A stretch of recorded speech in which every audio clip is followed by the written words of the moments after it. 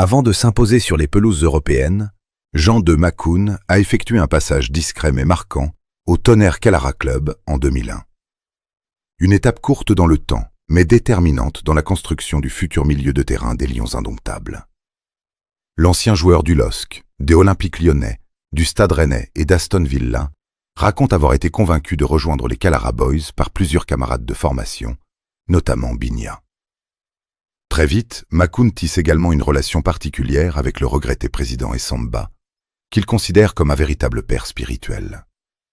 Il m'a donné des conseils précieux qui m'ont énormément servi lorsque je suis devenu professionnel, confie l'ancien international camerounais, reconnaissant envers un dirigeant qui a contribué à façonner son état d'esprit et sa trajectoire.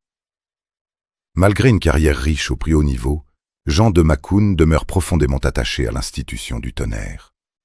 Pour lui, le prestige du TKC dépasse largement les frontières camerounaises. À l'étranger, le nom du club continue de résonner comme l'un des symboles historiques du football camerounais. Quand vous dites que vous venez du Cameroun, les gens parlent immédiatement du Tonnerre et du Canon. Ce sont des clubs qui ont marqué l'histoire et qui continuent d'incarner l'identité du football camerounais, souligne-t-il avec émotion. Aujourd'hui, l'ancien milieu relayeur observe cependant avec tristesse la situation du club mythique, englué en deuxième division et éloigné de son lustre d'antan.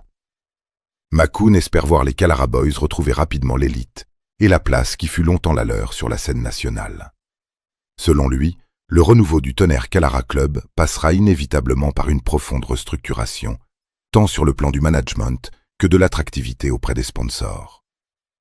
Il regrette également la disparition progressive de la passion populaire qui animait autrefois le football camerounais.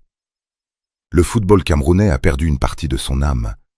Avant, les clubs vivaient grâce à la passion de tout un peuple.